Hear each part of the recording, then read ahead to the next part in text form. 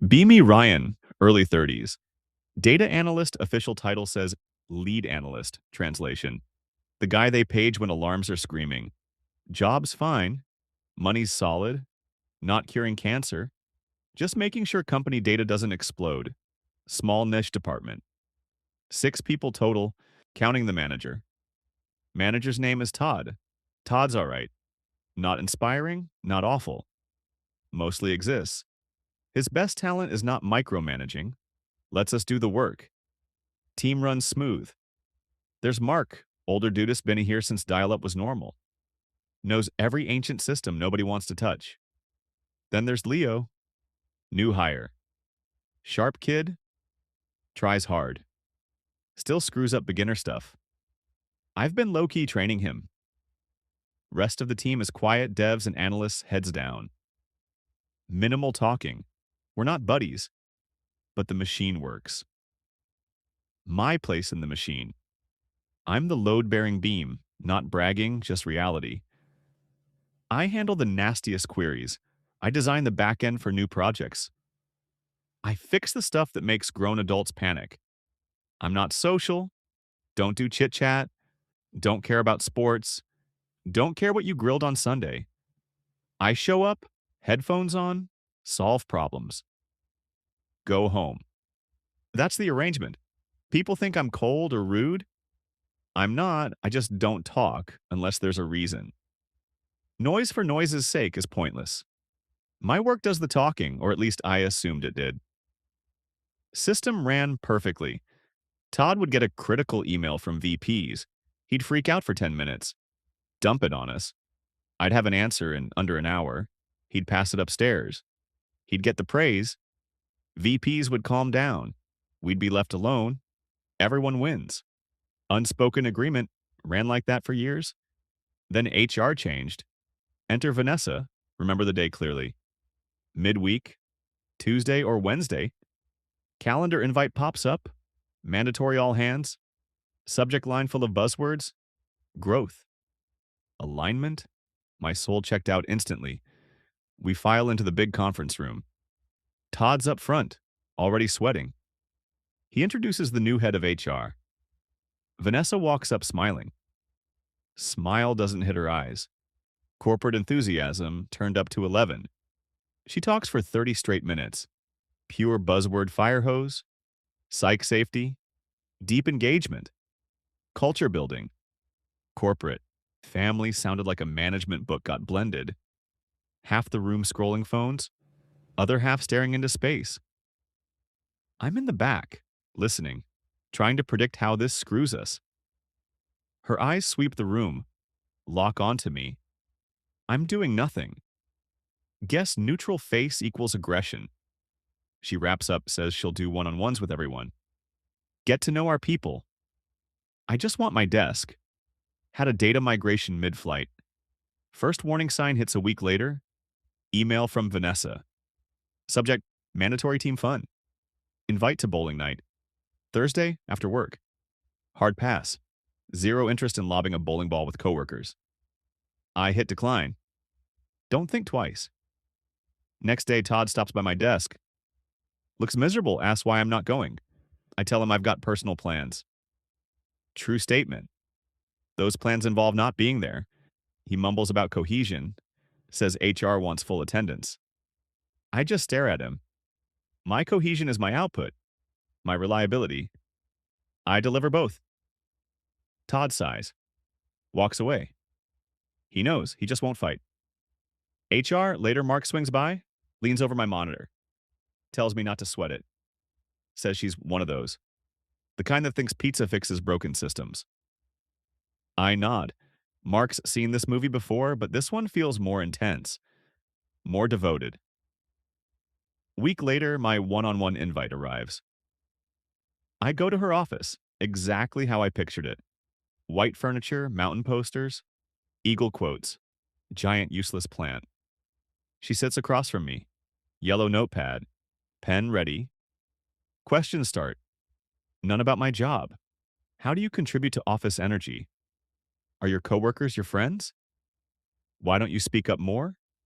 I answer straight. I contribute by solving the hardest problems. I respect coworkers as professionals. Friends are optional. Boundaries are healthy. I speak when I have substance. I don't fill air for sport. She nods slowly, scribbles constantly. I can read it in my head. Disengaged, low enthusiasm, communication issues. She brings up bowling, says declining. Sent a bad message, says it showed I'm not a team player. I explain my time is mine. Mandatory fun isn't fun. Her smile tightens, says company culture values participation, says we're a family, says I'm acting like the relative who never shows up. I almost laugh. Family, this is payroll. I say nothing. Meeting ends. She wants me to make an effort. I leave knowing this isn't over. Things spiral fast. Vanessa rolls out initiatives. Fun sock. Fridays. Daily huddles. Share one personal goal. One professional goal. Kudos boards. Praise people for breathing. Forced cheer everywhere. Productivity drops. Real work takes a back seat. Time wasted smiling. I participate minimally. State my work goal.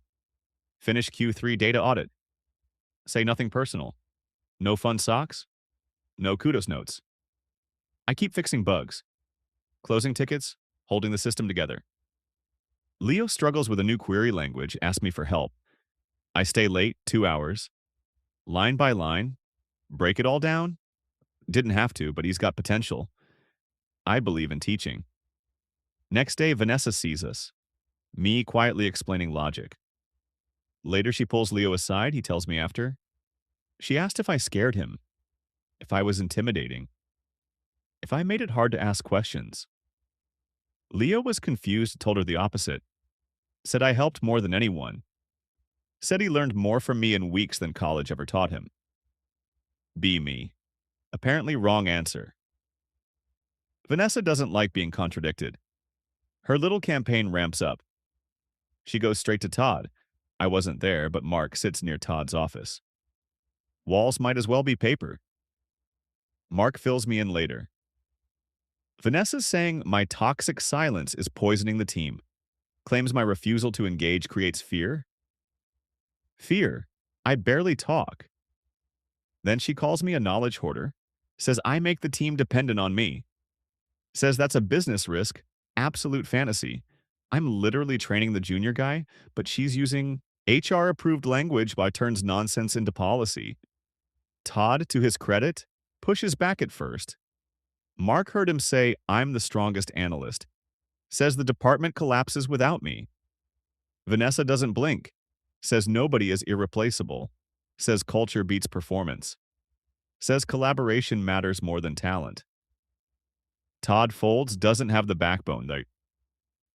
That afternoon, I get a calendar invite from Todd. Vanessa included subject line, performance review. Yeah, I know exactly what that means. I walk into Todd's office. Vanessa's already there. Yellow pad, pen ready. Todd won't look at me.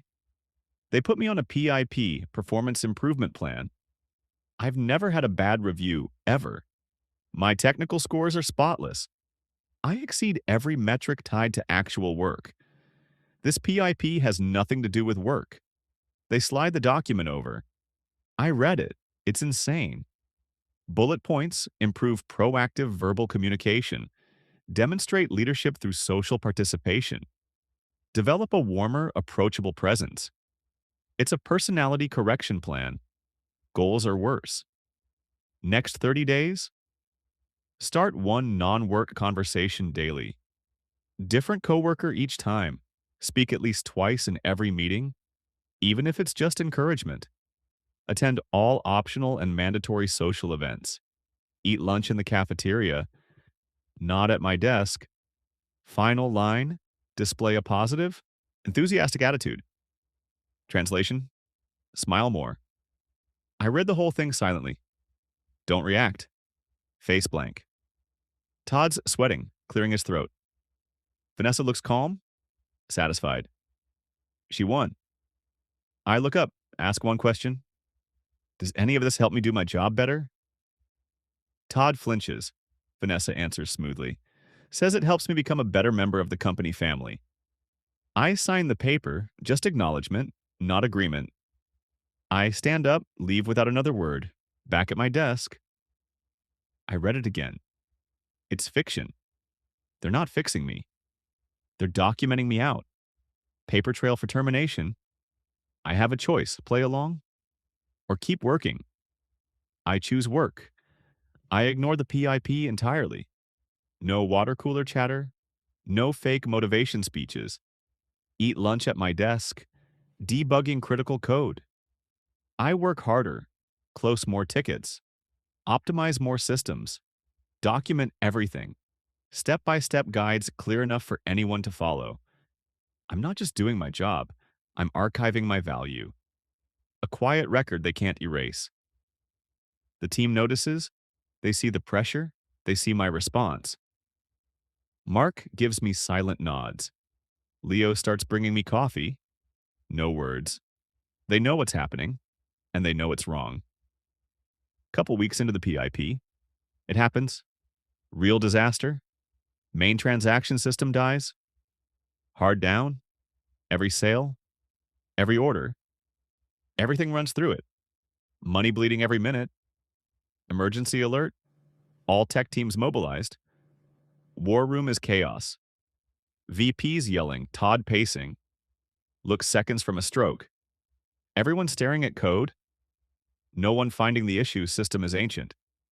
Patched for years. Layered mess. Only a few people understand it. Mark's one, but failures in a newer module, not his. I'm the other one. I push through, sit at a terminal. Headphones on, block it all out. 4 hours straight. Don't move. Noise is just interference. I go deep. Trace data flow. Scan logs. Cross-check outputs. Then I see it. One line. Recent. Update, like another department, creates a recursive loop. Only triggers under specific conditions. Conditions finally hit. System isn't just crashing, it's corrupting itself. Time bomb. Can't just patch it. Have to undo damage without nuking valid data. Terabytes worth. Hardest thing I've ever done? Mid-crisis. Vanessa shows up. Not to help. Carrying donuts announces support for the tech family. I don't even look up corporate theater while everything burns. Disgusting. Nearly 6 hours later, I'm done. Fix written. Recovery script ready? I run it. Room goes silent. Minutes pass, then lights flip. Red to green. System stabilize. Data flows again. Cheering applause. People slapping my back. Todd looks ready to hug me. I take off my headphones. Stand up. Say I'm going home. 16 hours at work, completely spent. I think it's over. Surely now they back off. Surely this proves my worth. I'm wrong. To Vanessa, this isn't a win, it's a problem. My competence isn't heroic, it's uncontrollable. A variable she can't manage. Next morning, email waiting, urgent meeting from Todd. Vanessa CC'd, I know. PIP isn't even finished, doesn't matter. Saving the company sealed it. I did it alone. No synergy, no collaboration. Just solved it. That's unforgivable. I walk into Todd's office, on colder than last time. Vanessa's there, folder on the desk. My folder. Todd stares at the wood grain. Won't look up. Looks smaller. Broken. I don't sit. I wait. Vanessa starts immediately. No pleasantries. Reads from the script. Says company appreciates my technical effort, man, but my approach raises serious concerns, Quan. I listen, she says working alone violated collaboration standards. Says it broke the PIP terms. Says I created key person dependency. Says I siloed information. Business risk. It's surreal. Saving the company reframed as misconduct.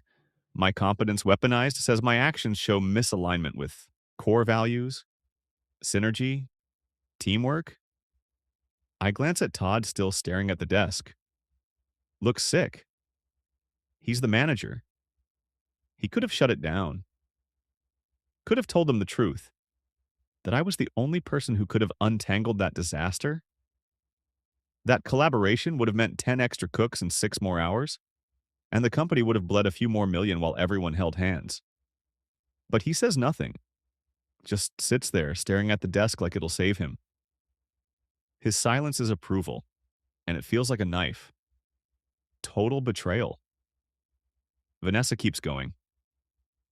Same calm voice, Mama says I've made insufficient progress on my PIP. Says my unauthorized actions during the outage sealed it.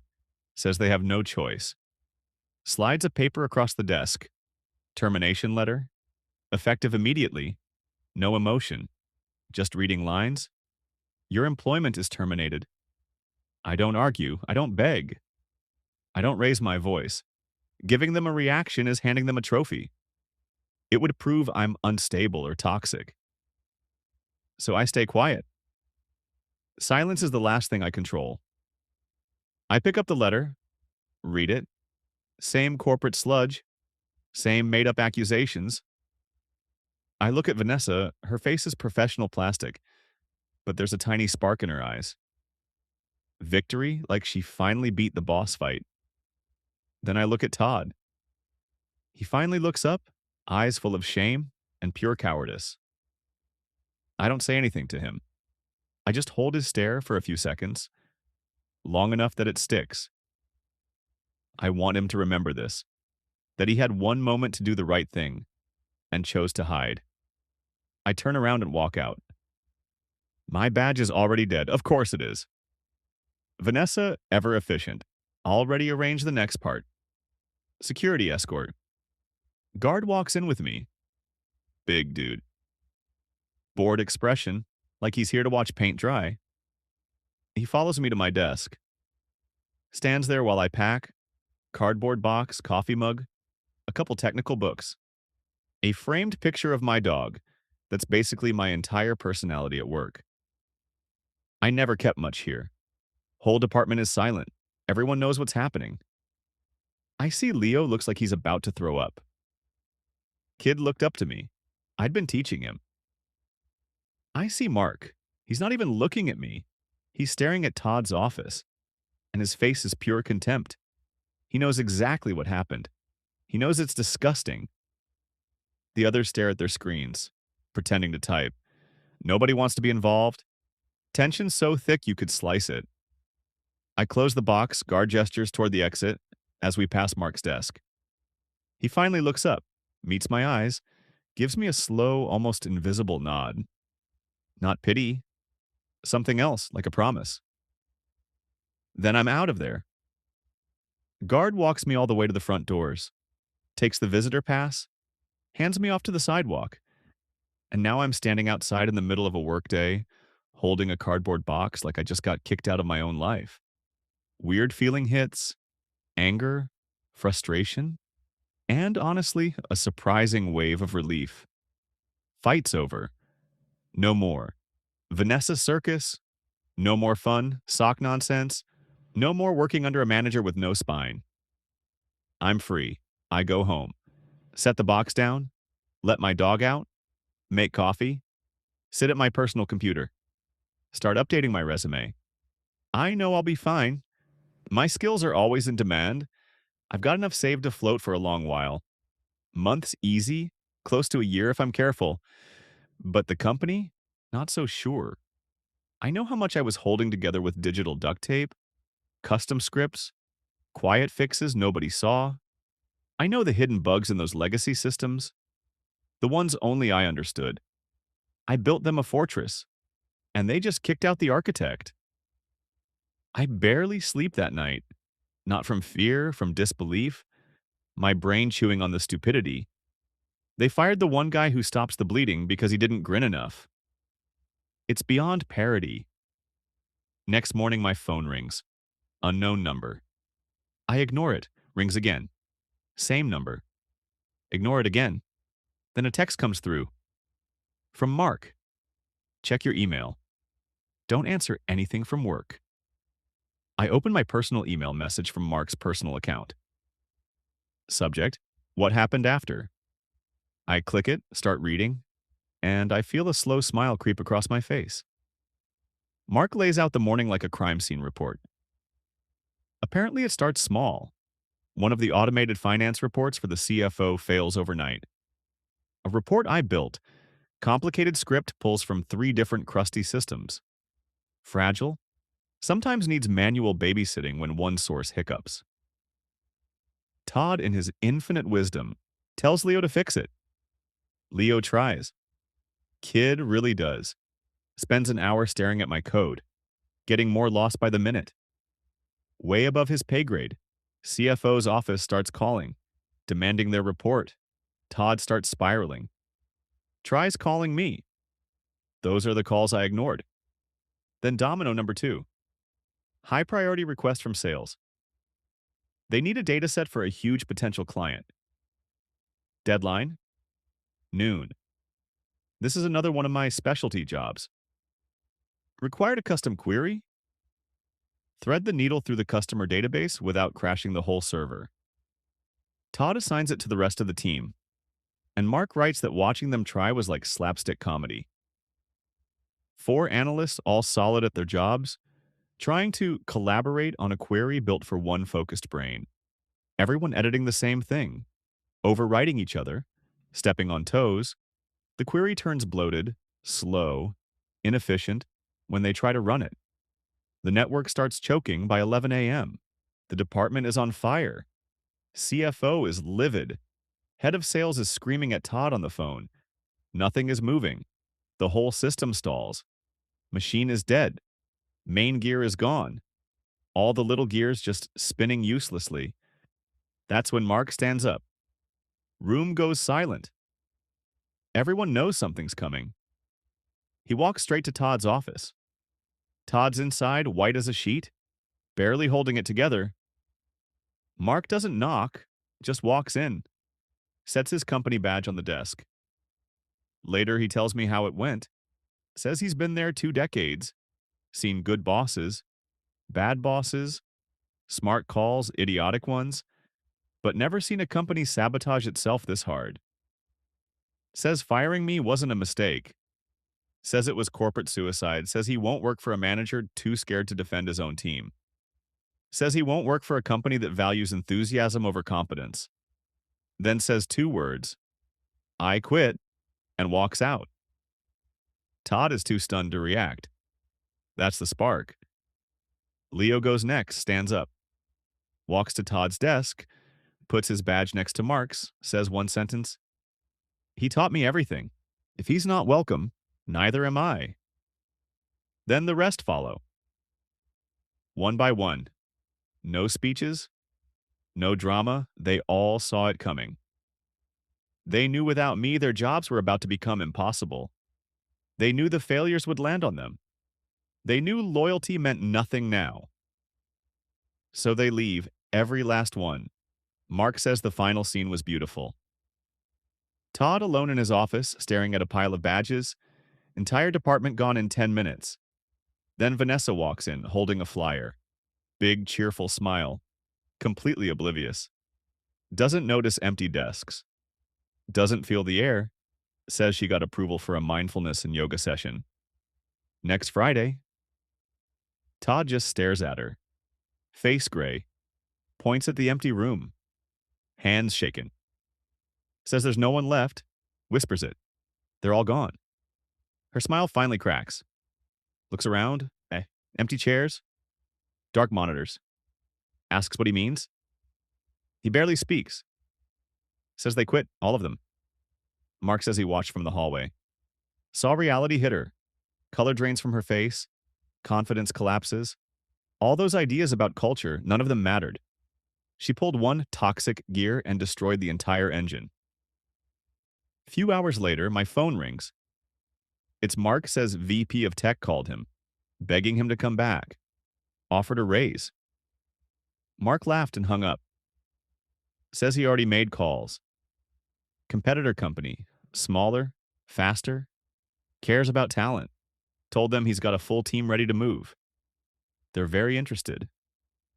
That night we meet at a bar, whole former department. First time it actually feels like a team. Not bowling, not fun socks, but standing together. We all have interviews lined up for the next week. Red carpet treatment. Old company doesn't fare so well. Heard the fallout was brutal. Department collapse triggered failures everywhere. Deadlines missed. Clients lost. Stock dipped. Todd got fired. Vanessa got quietly reassigned. No responsibility. Forgotten satellite office. Career effectively dead. Corporate exile? Sometimes I wonder if she ever understood. Probably not. People like that never do. Doesn't matter. We're all better off. I'm leading a new team now. Culture built on respect for the work, not forced fun. I'm still quiet, still keep to myself. Now they call it focused, not toxic. Funny how context changes everything.